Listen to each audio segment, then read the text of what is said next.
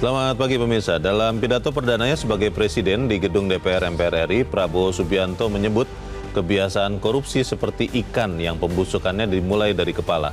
Prabowo pun mengingatkan agar para pembantunya menjadi pemimpin yang bersih serta memberikan teladan bersih bagi bawahannya.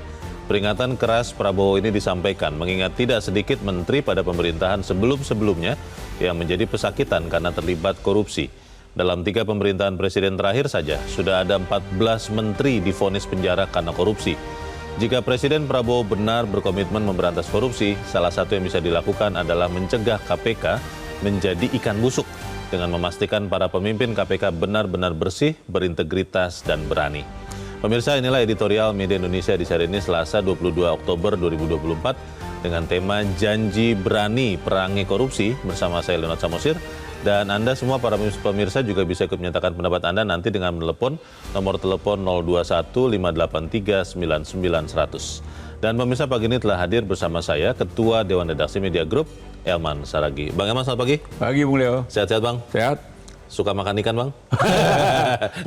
tapi tidak makan ikan yang busuk dari kepalanya. Iya, ini menarik sekali karena di pidato awal seorang Presiden Prabowo Subianto sudah menyatakan tekadnya melawan korupsi. Tapi sebelum kita bahas editorial itu, Bang Elman dan pemirsa, kita lihat dulu beberapa berita yang diperhatikan media Indonesia. Yang pertama, ini adalah headline media Indonesia untuk hari ini. Anda bisa lihat di harian Anda.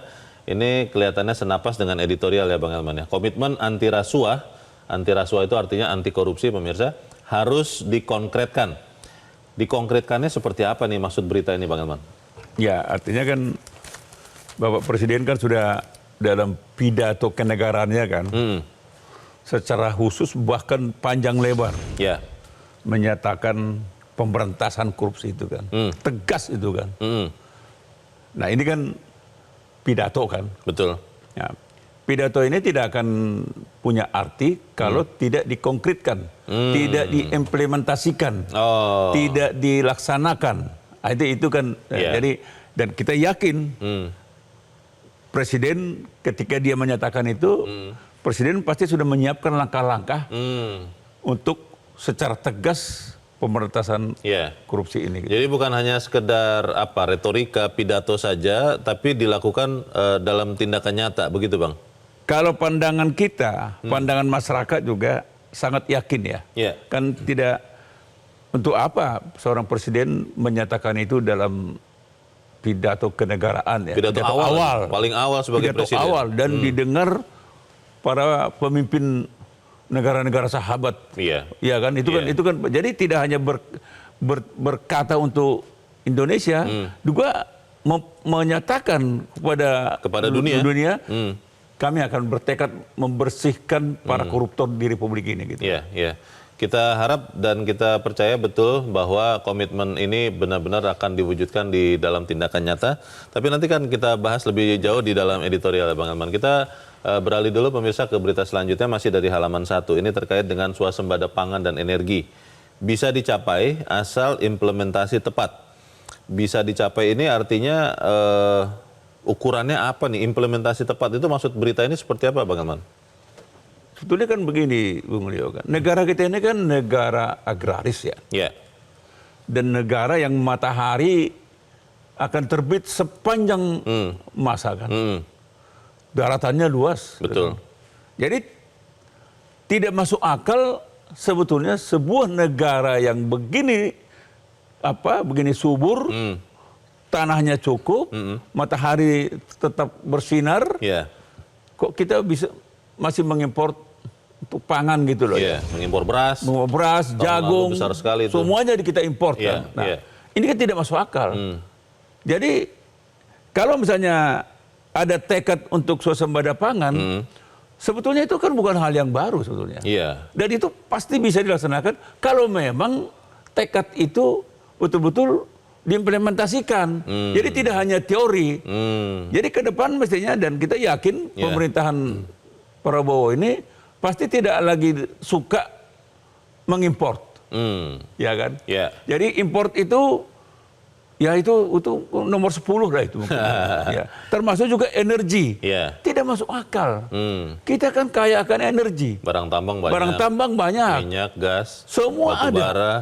semua kan. Iya. Belum lagi air untuk dari tenaga air, Panas bumi. panas Bang. bumi, Itu besar sekali. semua kita miliki. Kan aneh juga kalau kita Iya. kesulitan soal energi kan. Yang paling penting mungkin adalah setelah kemudian dicanangkan atau ditekadkan, kita ingin tahu nanti tahapan-tahapan konkretnya, Bang. Kalau misalnya swasembada pangan, apakah kemudian pemerintahan Prabowo berani untuk misalnya menghentikan alih fungsi lahan? Di Pulau Jawa ini kan, Bang, sawah-sawah itu banyak yang digantikan dengan bangunan, dengan pabrik, dengan tempat-tempat lain. Akhirnya produksi berasnya turun. Berani tidak melakukan seperti Ya itu, Bang? ini kan pentingnya pengawasan kan. Kalau memang menteri teknisnya memang tidak searah, tidak sejalan, Iya. ya ganti. Oh, Apa susahnya kan? taruh orang yang memang mampu.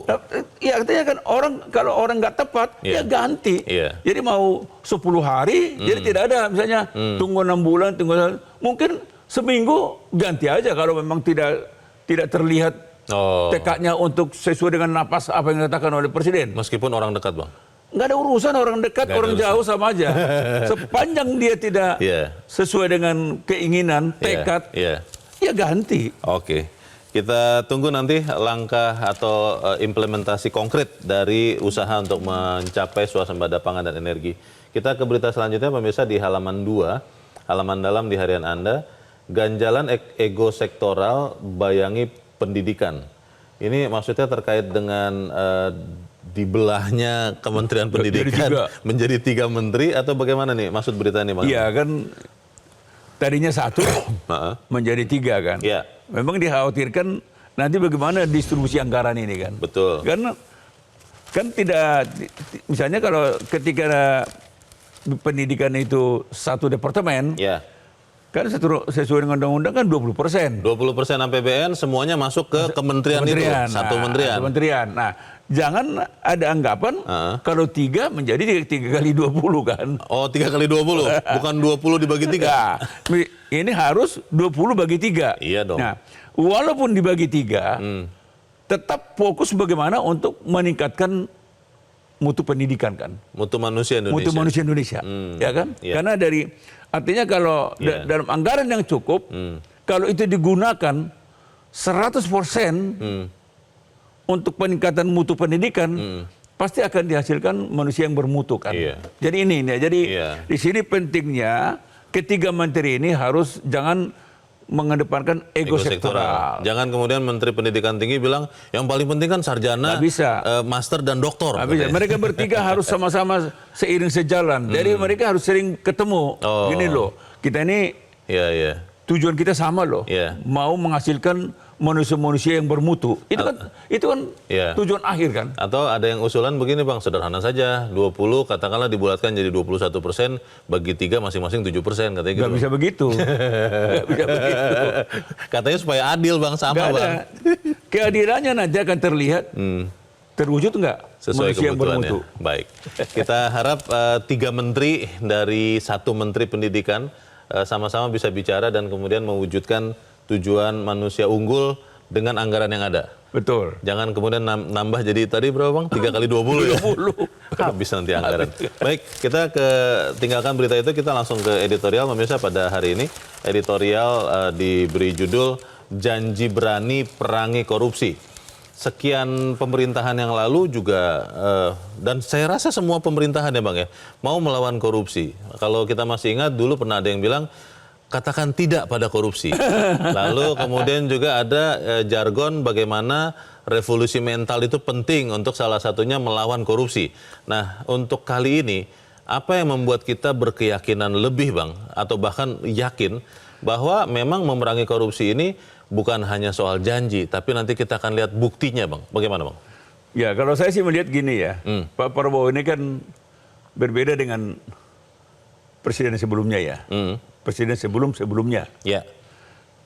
Pak Prabowo ini kan juga pasti dia akan gelisah ketika begawan ekonomi kita, Pak Sumitro Djadikusumo, yang bapaknya.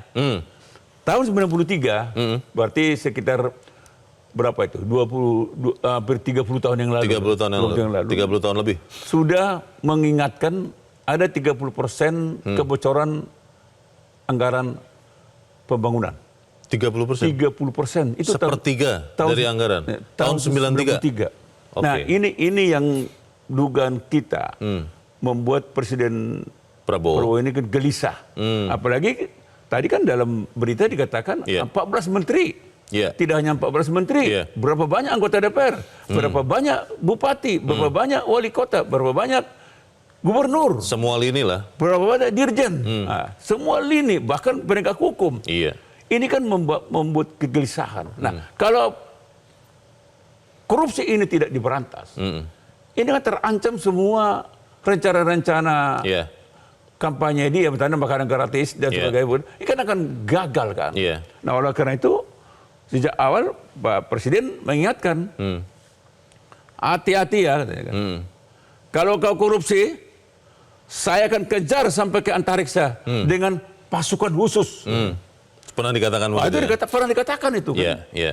Bahkan Presiden juga mengingatkan kepada para ketua umum, tolong yang ditugaskan jadi menteri, jangan sampai dia mencari uang dia dari PBN. Jangan dia mencuri ya, jangan menggerus APBN. Kalau kalimatnya kan jangan mencari uang. Kalau diterjemahkan jangan nyolong. Kan gitu kan. Itu kan itu diingatkan kepada para ketua umum. Nah, sekarang kan komandannya ada sama Pak Prabowo. Jadi tinggal gampang. Jadi ini sebetulnya ini warning ini. Warning kepada semuanya, kepada menteri, kepada gubernur, semua pejabat-pejabat negara ini warning. Asal salah langkah akan digebuk. Pertanyaannya, dicari. Pertanyaan besar ya Bang, warning itu kan selalu diberikan juga oleh sekian presiden sebelumnya Bang. Dan kemudian ternyata setelah sekian waktu ada juga koruptornya. Bahkan pembantu-pembantu mereka pun ada. Pertanyaannya, apakah Presiden Prabowo Subianto akan melakukan tindakan drastis kalau misalnya, amit-amit ya, itu adalah orang-orang terdekat dia. Itu adalah lingkaran menteri-menterinya. Apakah persis akan melakukan pemberantasan korupsi itu? Itu akan kita bahas. Bagaimana pemirsa, inilah editorial Media Indonesia untuk hari ini Selasa 22 Oktober 2024. Janji berani perangi korupsi.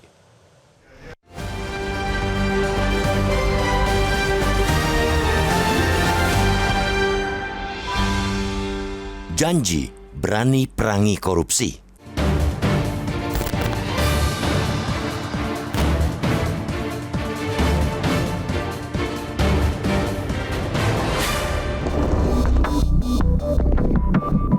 Analogi yang disampaikan Presiden Prabowo Subianto soal korupsi memang benar adanya. Dalam pidato perdananya sebagai Presiden di Gedung DPR MPR RI Minggu 20 Oktober lalu, Prabowo menyebut kebiasaan korupsi seperti ikan yang pembusukannya dimulai dari kepala. Sebab itu, ia mengingatkan para pembantunya untuk menjadi pemimpin yang bersih di pemerintahannya serta memberikan teladan bersih bagi bawahannya. Wajar bila Presiden Prabowo langsung menohok jantung persoalan besar yang terus-menerus terjadi di negeri ini, yakni korupsi. Sebab praktek lancung itu sudah seperti kanker ganas yang menggerogoti bangsa ini. Lebih dari separuh usianya, Prabowo mestinya sudah mengenal bagaimana birokrasi negara ini berjalan, termasuk hitam putihnya. Jika berkaca dari 3 presiden sebelumnya pun sudah menunjukkan bahwa kepala ikan yang busuk itu terjadi. Sudah banyak menteri yang masuk jeruji besi dari waktu ke waktu, dari presiden lama maupun baru. Dalam 3 pemerintahan presiden terakhir saja sudah ada 14 menteri diterungku karena korupsi. Maka kita patut mengapresiasi pidato Presiden Prabowo yang secara terbuka memberikan peringatan agar tidak ada yang coba-coba mempraktikkan aksi kotor di pemerintahannya itu. Kepala negara juga mewanti-wanti agar mereka yang berada di luar pemerintahan untuk tidak merayu dan berkong kali kong dengan pejabat untuk mengeruk uang rakyat. Prabowo bahkan menyebut, jika ada pengusaha yang berselingkuh dengan kekuasaan untuk berbuat korup, maka ia bukanlah pengusaha nasionalis, bukan pengusaha yang patriotik. Praktik semacam itu mesti dibersihkan dari negeri ini. Namun, sebaik-baik aksi pemberantasan korupsi, langkah terbaik ialah tindakan yang berlangsung sistematis. Ajakan mengedepankan kepemimpinan yang bersih harus didukung penguatan instrumen pemberantasan korupsi. Prabowo harus memastikan bahwa tindakan tegas dan keras dari penegak hukum, yakni Komisi Pemberantasan Korupsi atau KPK, Kejaksaan Agung, juga Polri, mesti berlangsung sefrekuensi dan terorkestrasi. Selain itu, Prabowo perlu memastikan bahwa tindakan keras dan tegas bisa berjalan sesuai instruksinya. Maka Prabowo mesti memperkuat semua lembaga hukum itu, terutama KPK. Kita berharap masa suram pemberantasan korupsi termasuk masa suram KPK bisa diakhiri di pemerintahan ini. Kita berharap janji-janji Presiden Prabowo termasuk janji membuat anggaran khusus untuk pemberantasan dan pengejaran koruptor akan diwujudkan dalam koridor penguatan lembaga penegak hukum, terutama KPK. Sebelum mewujudkan soal anggaran, Presiden Prabowo juga dapat berperan besar dalam meningkatkan kinerja KPK di pemerintahannya dengan mengambil alih seleksi calon pimpinan atau Capim KPK. Pada 1 Oktober lalu, Panitia Seleksi Capim KPK telah menyerahkan 10 nama Capim dan 10 nama calon Dewan Pengawas kepada Presiden Joko Widodo. Sebagian nama itu dikritik publik karena rekam jejak yang meragukan. Dengan pelantikan Capim KPK yang masih dijadwalkan 19 Desember mendatang, maka masih ada waktu bagi Presiden Prabowo untuk kembali menyeleksi nama-nama yang telah diajukan pansel itu. Terlebih, dalam 10 nama Capim KPK yang digugurkan pansel, terdapat nama dengan rekam jejak lebih bersih. Penarikan kembali nama pejabat negara, bahkan pembatalan, merupakan kewenangan Presiden. Jika Presiden Prabowo benar berkomitmen memberantas korupsi, maka sejurus dengan pernyataannya, ia harus mencegah KPK menjadi ikan busuk. Terlebih dalam periode pemerintahan lalu, peran dan fungsi KPK telah dilemahkan. Sekali lagi, KPK adalah segamblangnya lembaga yang sangat bergantung pada korsa kepemimpinan. Sebab itu, janganlah justru sengaja dibuat busuk dengan para pimpinan tanpa integritas. Publik menunggu aksi tegas dan berani sebagaimana pesan tegas dan berani dalam pidato perdana kepala negara.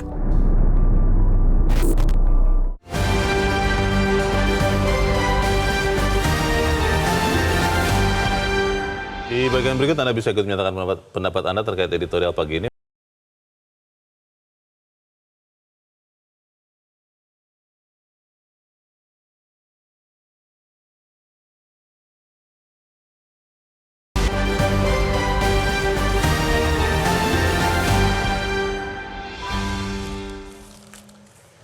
Terima kasih Anda masih bersama kami pemirsa, dan saat ini kita akan bertanya dulu Bang Elman. Sebelum kita lanjutkan diskusi kita sudah terhubung lewat sambungan telepon dengan peneliti Indonesia Corruption Watch atau ICW, Tibiko Zabar. Mas Tibiko, selamat pagi. Selamat pagi, Mbak. Ya, Mas Tibiko, kalau kita melihat atau mendengar pidato dari Presiden Prabowo Subianto, kita gembira karena pemberantasan korupsi itu yang dipilih untuk dikedepankan di dalam program pemerintahannya. Tapi kita juga tahu bahwa sekian presiden selalu memerangi korupsi tekadnya. Tapi kemudian dalam perjalanan waktu ternyata bahkan menterinya, pembantu terdekatnya pun ada juga yang sudah korupsi. Pertanyaannya, apa yang harus dilakukan oleh seorang Prabowo Subianto supaya kemudian janji memerangi korupsi ini benar-benar dibuktikan, benar-benar kelihatan giginya, Mas Tibiko? Ya, pidato Presiden Prabowo sesaat setelah membacakan sumpah jabatan memang membawa angin segar dan semangat gitu ya. Banyak sasa korupsi, pesan anti korupsi yang disampaikan. Tapi sebelum tadi menjawab pertanyaan Bang Dimoti, sebetulnya saya Leo. Bang Leo, mudah saja bagi masyarakat untuk menguji kembali rasanya pernyataan yang disampaikan oleh Pak Prabowo dalam pidatonya bertolak belakang ketika masyarakat melihat jajaran kabinet yang membantu pemerintahan ke depan. Penunjukan sejumlah menteri dan wakil menteri, ICW menilai hanya mengedepankan aspek politik akomodatif tanpa mempertimbangkan aspek rekam jejak dan kompetensi. Nah, ini yang kemudian rasanya kok ironis gitu ya dengan apa yang disampaikan dalam pidato. Kami menilai ini kan merupakan jumlah kabinet gemuk gitu ya, pertama yang terbentuk sejak era reformasi. Dan kalau kita bicara soal pemberantasan korupsinya, Mas Tibiko, kalau banyak orang mengatakan yang kita harapkan adalah penguatan KPK karena dianggap KPK sekarang melemah. Lalu kita juga berharap ada beberapa produk hukum, katakanlah undang-undang anti perampasan aset hasil korupsi, itu yang kita harapkan dijadikan. ICW melihat Presiden Prabowo Subianto akan segera menjadikan itu atau seperti apa? Kalau kita lihat rasanya sih tidak sulit untuk berkatakan bahwa Presiden Prabowo akan segera melaksanakan janji-janji tersebut, karena kalau dari visi yang kemarin disampaikan kan sebenarnya penekanannya pada yang kita baru lihat adalah aspek kesejahteraan satu, dan yang kedua memang sempat disampaikan soal komitmen penguatan pemberantasan korupsi soal KPK. Nah, hanya kita belum dan masih menunggu apakah bentuk konkret yang bisa dilakukan oleh Presiden Prabowo dalam 100 hari ke depan. Dan sekarang momentumnya sebenarnya pas gitu ya, ada momentum seleksi calon pimpinan KPK, ada juga Dewan Pengawas KPK. Dan yang tadi disampaikan bahwa ada regulasi yang juga sebetulnya masih menggantung gitu ya, salah satunya adalah RUU perampasan aset yang sebetulnya bisa mengoptimalkan dalam upaya pemberantasan korupsi, demikian. Kita tunggu berarti ya langkah nyata dari Presiden Prabowo Subianto untuk memerangi korupsi. Terima kasih peneliti ICW Tibiko Sabar sudah mencerahkan kami. Selamat pagi Mas Tibiko. Selamat pagi. Pertanyaan besar masyarakat itu Bang, bagaimana kemudian janji atau pidato keras dan berani itu diwujudkan dengan memperkuat KPK, lalu yang kedua mewujudkan produk hukum untuk benar-benar memerangi korupsi, Bang? Ya, kan sebetulnya kan pemberantasan korupsi itu kan tidak juga tergantung kepada penegak hukum. Oke. Justru kalau hanya mengandalkan penegak hukum, itu pasti akan gagal juga. Tapi di ujungnya kan biasanya yang menangkap KPK, polisi atau jaksa, Bang? Betul, tapi pertama dan paling utama sebetulnya adalah bagaimana presiden itu sebagai komandan ya, sebagai pemimpin, bisa secara tegas mengawasi seluruh aparat pemerintah, ya menteri, gubernur, ya bupati dan sebagainya kan. Nah, itu yang diwanti-wanti pertama. Jadi di lingkungan pemerintahan harus dijaga jangan sampai mereka melakukan korupsi. Itu dulu. Jadi itu sebabnya kalau dari awal kan presiden kan mengatakan, kau korupsi, aku kejar kau sampai ke Antartika. Saya akan kirim pasukan khusus kan. Itu ancaman itu ya, itu supaya ancaman. orang tidak mau korupsi. Dan tidak ada. Jadi kalau kita simak pernyataannya presiden ini, dia tidak akan pandang bulu. Siapapun akan dia libas nanti. Meskipun orang terdekat, meskipun orang dari terdekat, koalisi pendukungnya. bahkan ketua umum partai pun dia akan pegat dia. Kalau terbukti korupsi. Gitu kan. Dan jangan-jangan presiden juga sudah mencermati. Jangan-jangan di antara menteri ini ada potensi, kan kita nggak tahu kan. Bisa jadi precaution sudah ada itu ya, jaga-jaga ya. Maka dia ingatkan, hati-hati ya. Jangan sampai kau kirim, kau tugaskan menteri untuk mengambil uang dari APBN. Ini semacam preemptive action memang ya. Sudah ada tanda-tanda atau gelagat, saya cegat dari awal. Ini kan pencegahan kan.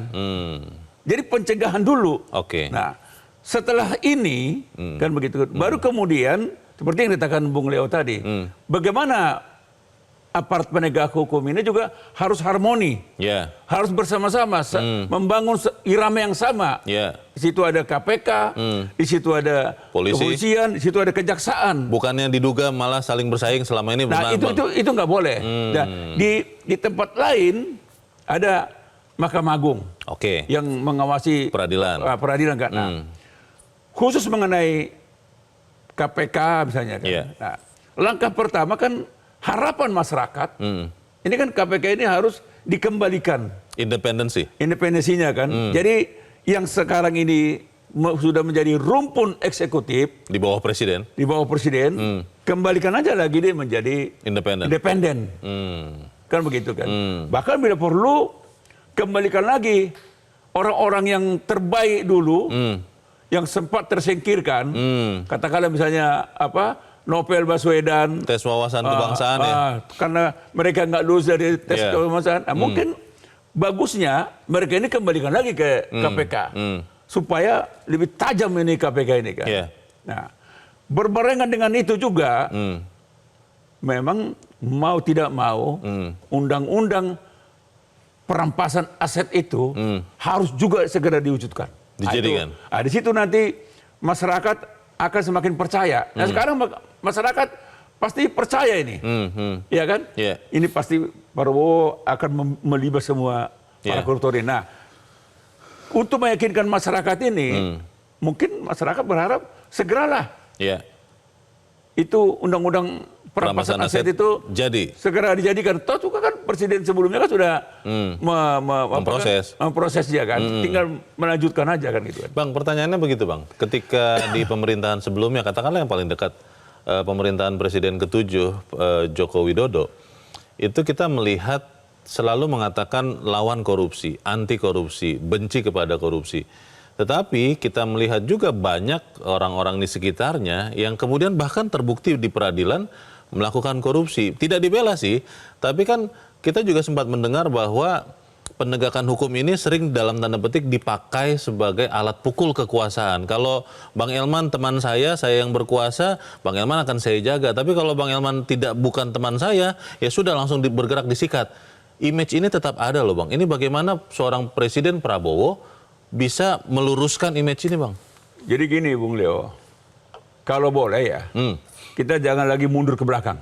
Oke. Jangan lagi pakai spion ya. Jangan lagi terus saja bergerak. Jadi kalau pandangan kita tetap hanya melihat, bahkan dulu kan tadi Leo kan menyinggung, katakan tidak. Oh iya, itu sebelumnya lagi. Kan, gitu.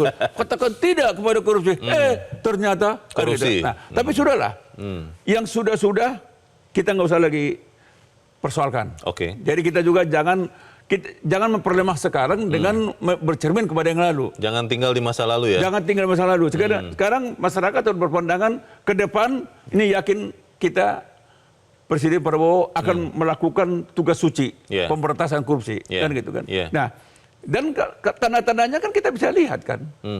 Untuk apa pula Presiden menjadikan itu topik utama pada pidato pertama dia kan gitu kan. Itu kan menurut saya. Nah, kepercayaan ini harapan kita berikan dulu kepada Presiden Prabowo ini. Kita serahkan kepada beliau. Masyarakat sekarang kita tunggu. Mungkin dalam 100 hari akan kita lihat. Jangan-jangan sebelum 100 hari sudah ada pejabat yang ditangkap kan gitu kan. Kita kan nggak tahu kan. Jangan sampai lah Pak. Harapan kita sekarang kan ini kan pencegahan kan. Betul. Itu yang diingatkan oleh Pak Prabowo kan. Dia cegah dulu, ingatkan. Kau kalau macam-macam, aku kejar loh kan. Itu kan kalau bahasa Medannya kan begitu. Aku kejar kau. Bahasa jalanannya. Aku kejar kau. Dan menurut saya pidato pernyataan daripada Presiden ini jangan dianggap enteng, jangan dianggap remeh. Kali ini beda. Kali ini beda ya? Kali ini beda nih. Bang, pertanyaan kembali ya. Setiap koruptor atau calon koruptor pasti akan melawan, Bang. Siapapun yang sedang menjadi presiden, siapapun dia pasti akan dilawan. Bagaimana kita bisa yakin bahwa Presiden Prabowo Subianto bisa melawan balik atau bahkan bisa mematikan koruptor itu, Bang? Begini, Leo. Pemberantasan korupsi itu pada akhirnya tergantung kepada pemimpin. Orang nomor satu? Nomor satu. Kalau pemimpin, orang nomor satu itu tegas, pasti bisa dilaksanakan. Kan kalau tinggal dia perintah. Ada Jaksa Agung, ada Kapolri, katakanlah kalau KPK dia nggak perintah. Jaksa Agung, Kapolri. Kalau Jaksa Agungnya mbelelo, kan tinggal diganti. Bisa itu ya? Kalau Kapolrinya mbelelo, tinggal diganti. Harus itu? Harus. Jadi kalau menurut saya, ke depan ini, Jaksa Agung, Kapolri, termasuk juga KPK, akan paham dibalik pada pernyataannya Prabowo ini. Karena buat Presiden Prabowo, ini penting. Kalau korupsi ini tidak dicegah, kalau korupsi ini tidak diberantas, taruhannya adalah APBN kita itu akan semua jebol, dihantam. Pundi-pundinya bolong. Dan Bung Leo tahu kan, di APBN itu kan tergantung daripada kaum yang melarat, kaum miskin, orang yang susah bersekolah, orang susah ke dokter, orang miskin semua tergantung kepada APBN. Itulah yang selama ini dicuri, dimalingi oleh para koruptor ini kan. Nah sekarang Presiden mau mencegah, jangan loh, ini duit orang miskin ini, ini duit orang melarat, ini duit orang yang mau sekolah, ini duit rakyat, jangan kau curi. Karena pandangan masyarakat, sebetulnya kan Presiden Prabowo ini kan sudah selesai dengan dirinya. Apalagi yang tidak dipunyai Presiden ini? Pertanyaan besarnya kembali lagi Bang, kalau kemudian seorang Prabowo Subianto sudah selesai dengan dirinya, tapi ada sekian puluh, sekian ratus orang, sekian ribu orang di sekitar Prabowo Subianto yang belum selesai dengan dirinya dan melakukan korupsi, padahal itu orang dekat Prabowo, apakah kita akan bisa melihat seorang Presiden Prabowo menindak mereka?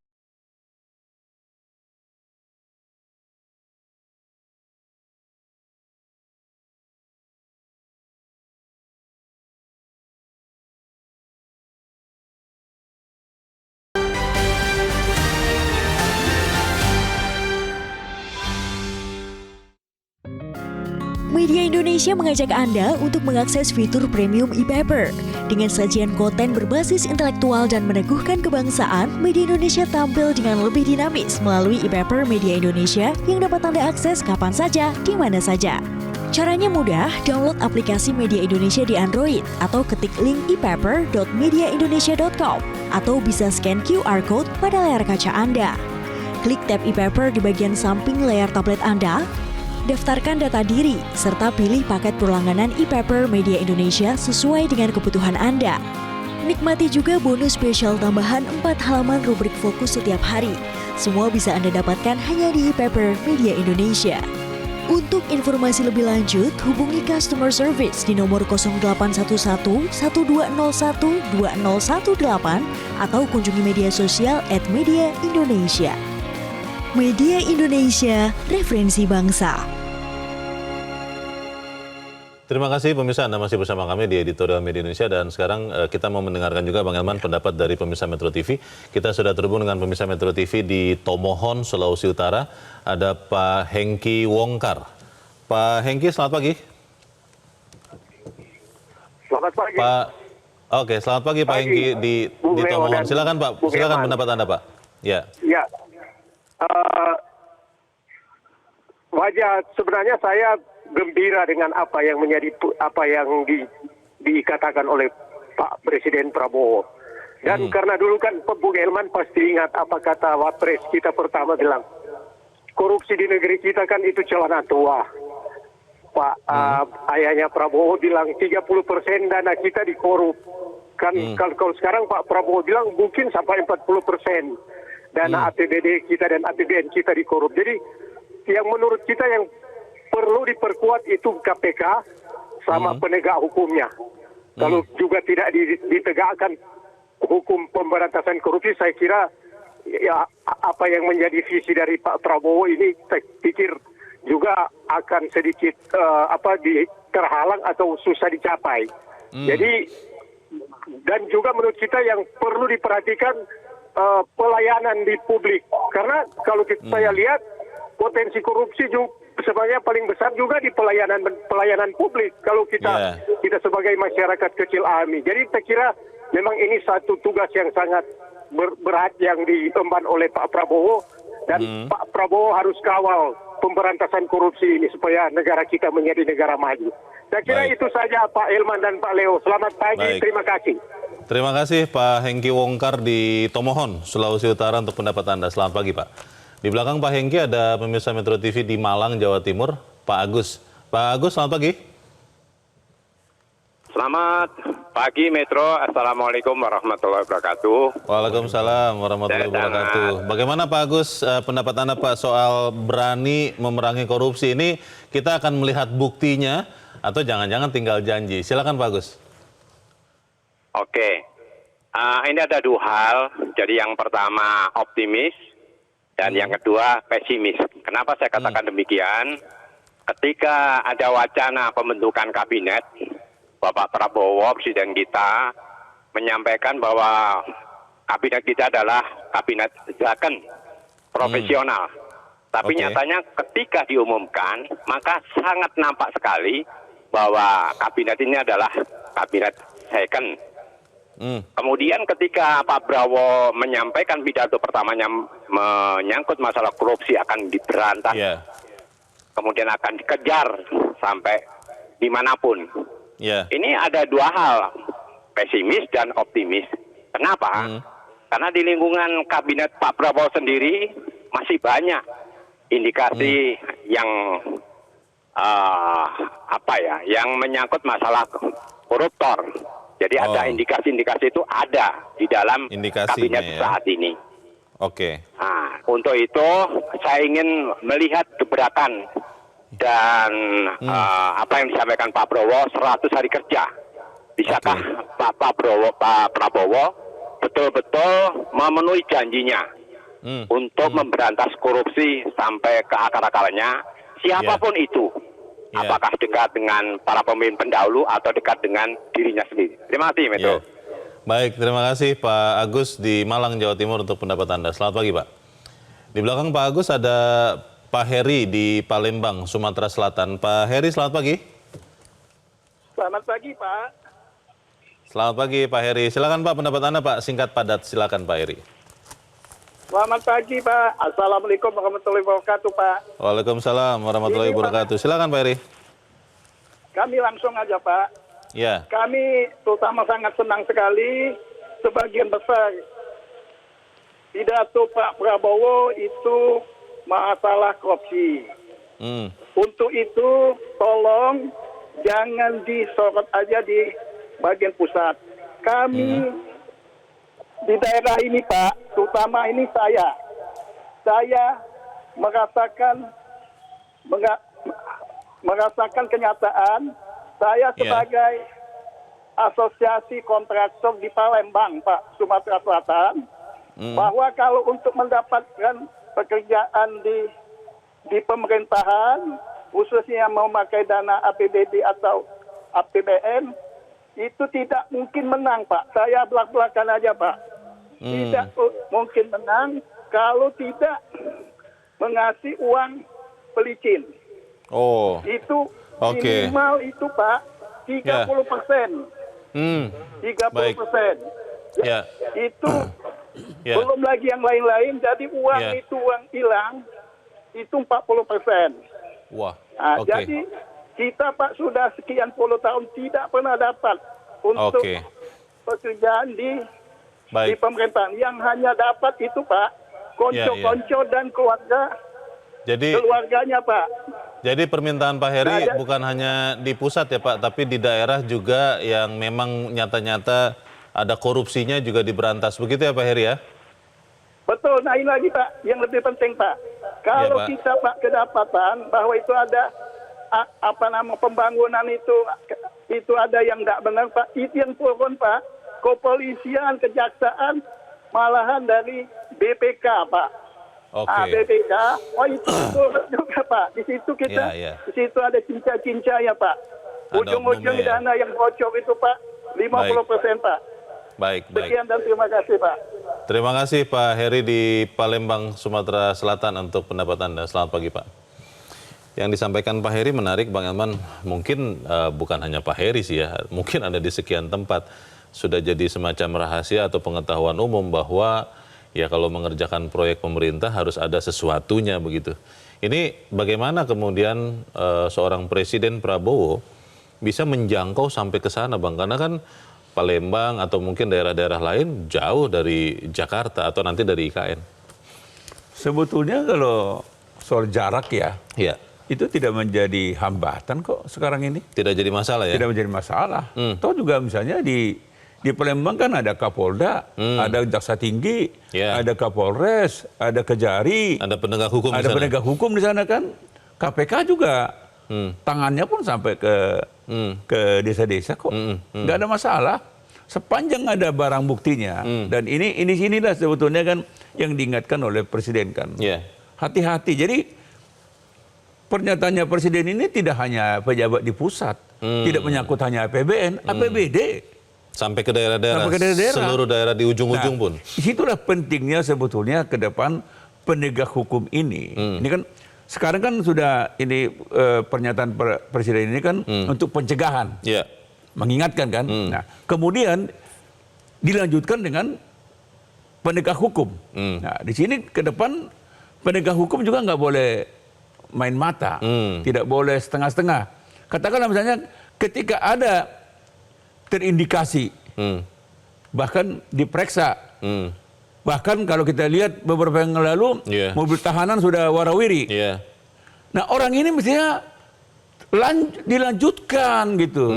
Tidak hanya mobil tahanan warawiri di depan, itu jangan begitu modelnya lagi nanti. Itu hanya perang psikologis. Perang psikologis, jangan. Ancam-mengancam.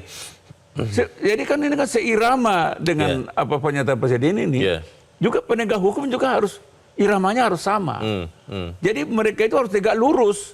Ia Kapolri, ia Jaksa Agung, ia termasuk juga dengan KPK. Tadi Pak Agus di Malang, Bang, mempertanyakan, Bang, karena dari lingkaran terdekat Presiden, menurut Pak Agus, tapi mungkin ini juga bisa kita konfirmasi, ada beberapa orang yang mungkin terindikasi tidak benar-benar bersih dari korupsi. Bagaimana kemudian bisa membersihkan rumah Indonesia kalau rumah istana itu terindikasi dekat dengan korupsi? Tapi kita harus jeda dahulu, Bang Eman dan pemirsa tetap bersama kami.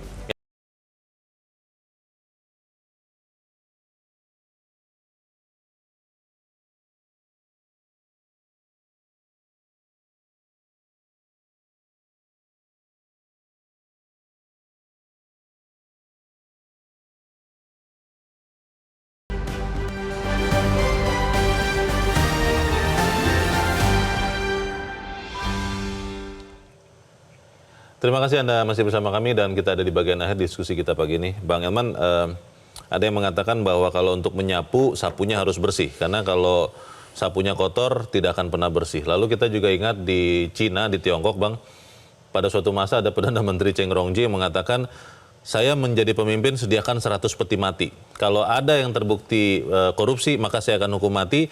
Dan itu akhirnya dia lakukan dengan menghukum mati sahabatnya sendiri, Bang. Satu dari 100 peti itu untuk dirinya kalau dia tidak menghukum mati. Pertanyaannya, Bang, kalau tadi dikaitkan dengan pertanyaan Pak Agus, bahwa mungkin di lingkaran terdekat istana ada orang-orang terindikasi tidak benar-benar bersih. Apakah seorang Presiden Prabowo Subianto berani, mau, tega, yakin untuk membersihkan rumahnya, Bang? Gini, Bung Leo, kita juga jangan meremehkan tekad orang ya. Dalam kaitan ini kita nggak boleh juga meremehkan tekadnya Presiden Prabowo ini kan. Iya. Katakanlah misalnya dugaan-dugaan seperti yang katakan Pak Heri ya, Pak Agus, Pak Agus tadi dari Malang. Ada dia nggak yakin barisan menteri ini semuanya bersihkan gitu. Nggak apa-apa.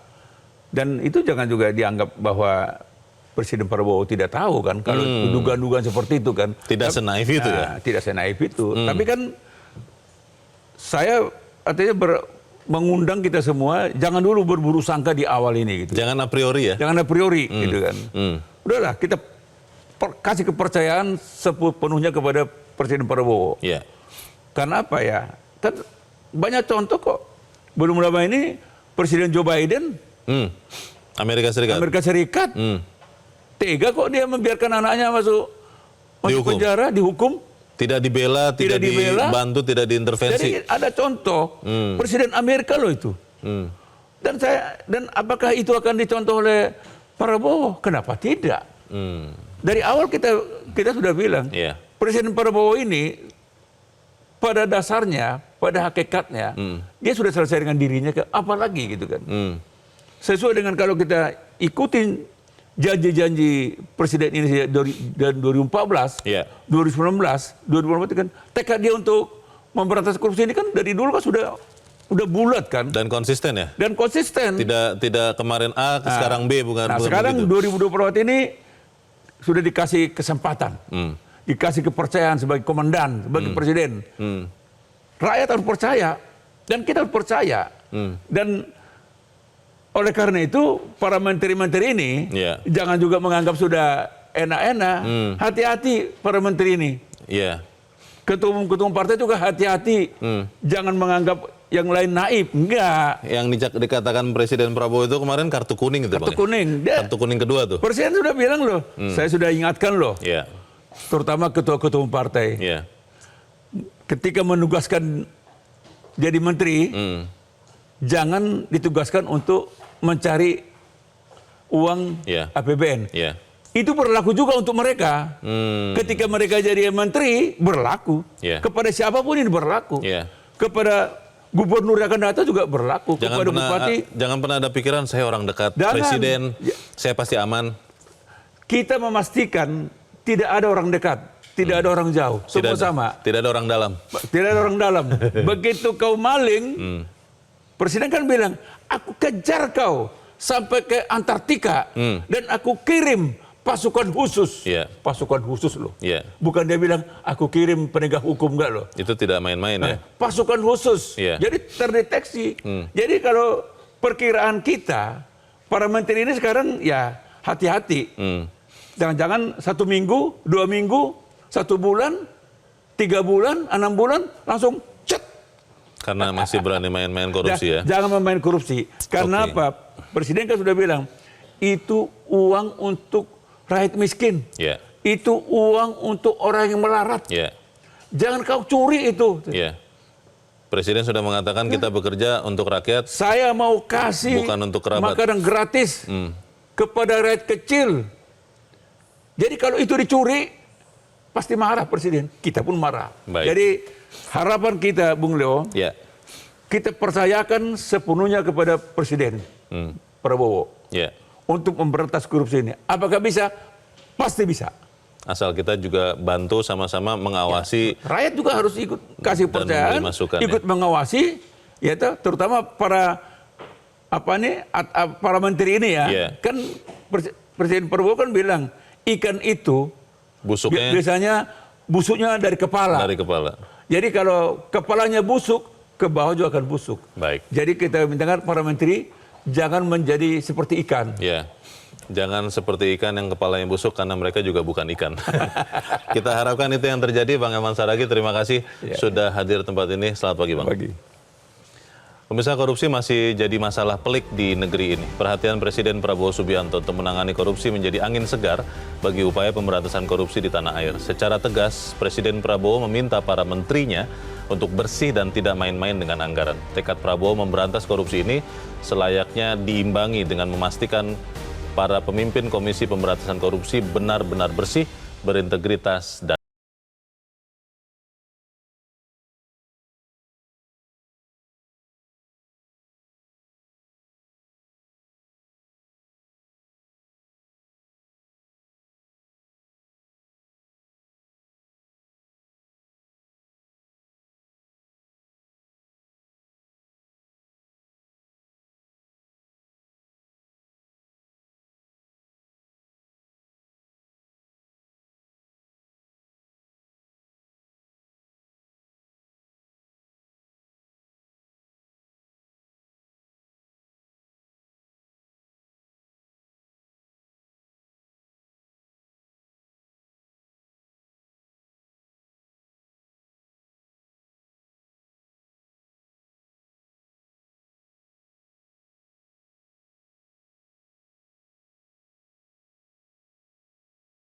Jelajahi cara baru mendapatkan informasi. Download Metro TV Extend sekarang.